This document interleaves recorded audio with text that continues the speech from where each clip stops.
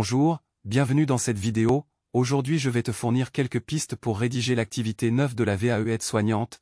Je suis Sultan Julien, formateur professionnel pour adultes. Voici 5 étapes que tu dois suivre.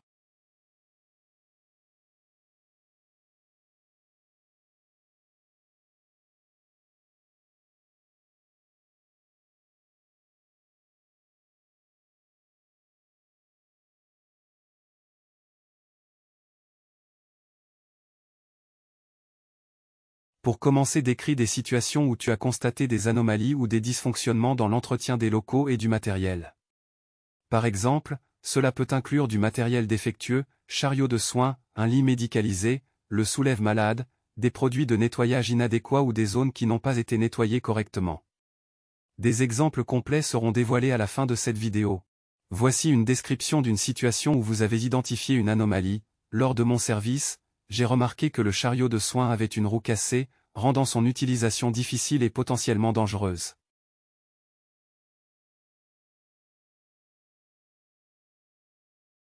Ensuite, explique comment tu as traité ces anomalies. As-tu suivi un protocole particulier? As-tu informé tes supérieurs ou collègues? As-tu pris des mesures immédiates pour rectifier la situation? Voici un exemple. J'ai immédiatement informé l'infirmière responsable et le service de maintenance. En attendant la réparation, j'ai utilisé un autre chariot disponible pour assurer la continuité des soins sans compromettre la sécurité.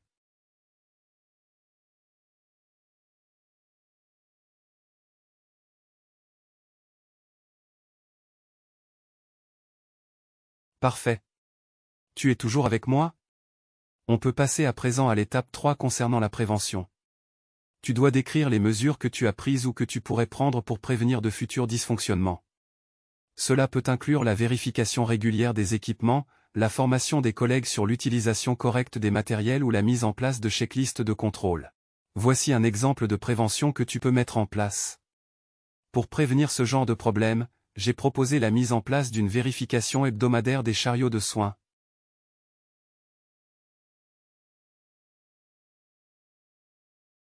Bravo!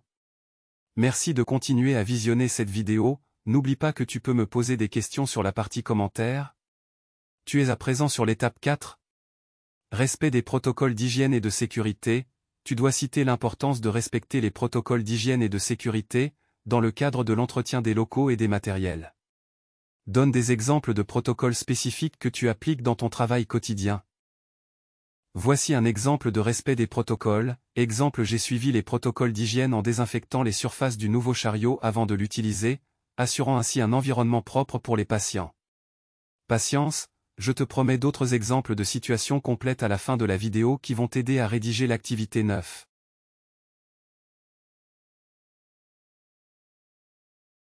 Super! Tu es arrivé jusqu'à la dernière étape de l'activité 9.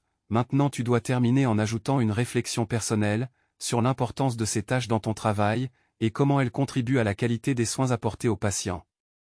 Explique ce que tu as appris de ces expériences, et comment elles ont amélioré ta pratique professionnelle.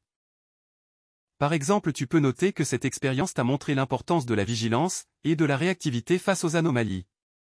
Elle t'a également permis de contribuer à l'amélioration des procédures de maintenance dans ton service, garantissant ainsi un environnement de travail plus sûr et plus efficace. J'espère que ces conseils te seront utiles pour compléter ton livret 2. Bonne chance avec ta VAE. Comme promis, voici d'autres exemples que tu vas pouvoir appliquer. Description d'une situation. Un jour, en faisant le tour des chambres, j'ai remarqué qu'un des lits médicalisés ne fonctionnait pas correctement. Les réglages de hauteur et d'inclinaison étaient bloqués, ce qui empêchait le patient de trouver une position confortable et adéquate pour ses soins.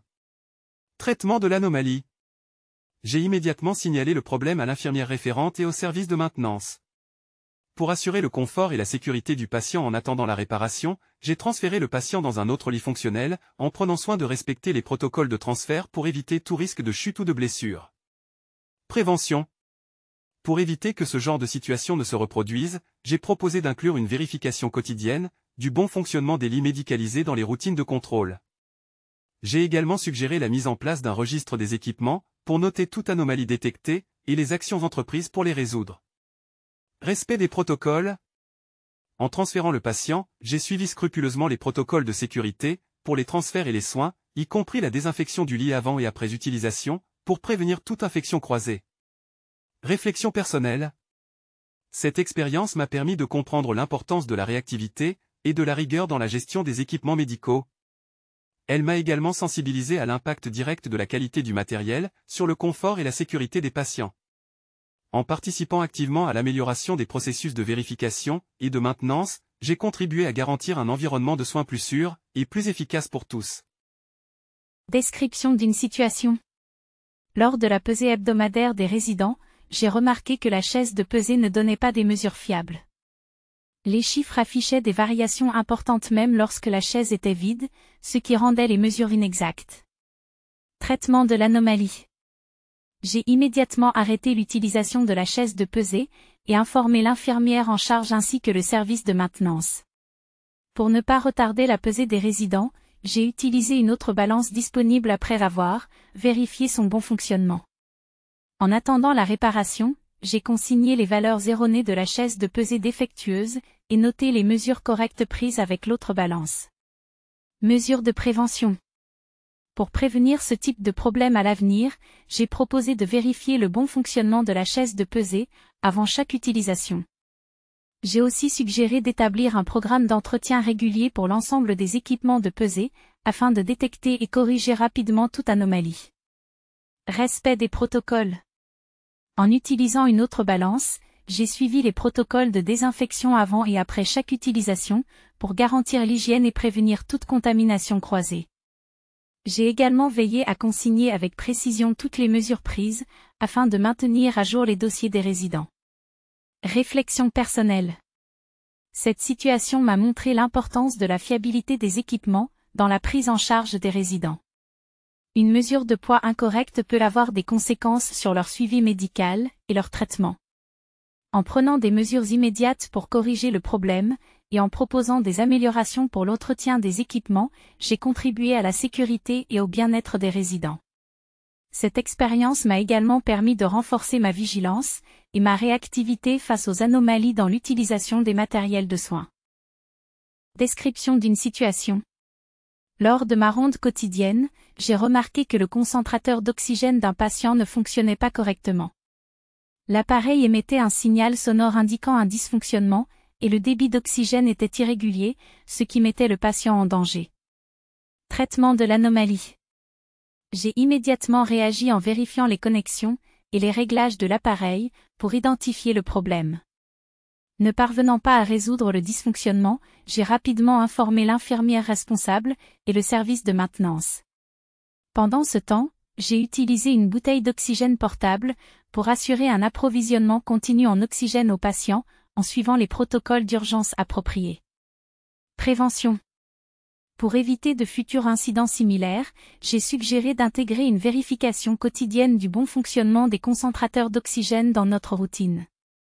J'ai aussi recommandé de prévoir des sessions de formation régulières pour le personnel, afin qu'ils soient capables de détecter rapidement les signes de dysfonctionnement et de connaître les procédures d'urgence à suivre. Respect des protocoles. En utilisant la bouteille d'oxygène portable, j'ai suivi les protocoles de sécurité et d'hygiène pour assurer que l'équipement était propre et fonctionnait correctement. J'ai également veillé à ce que toutes les mesures prises soient consignées dans le dossier du patient pour un suivi précis et complet. Réflexion personnelle.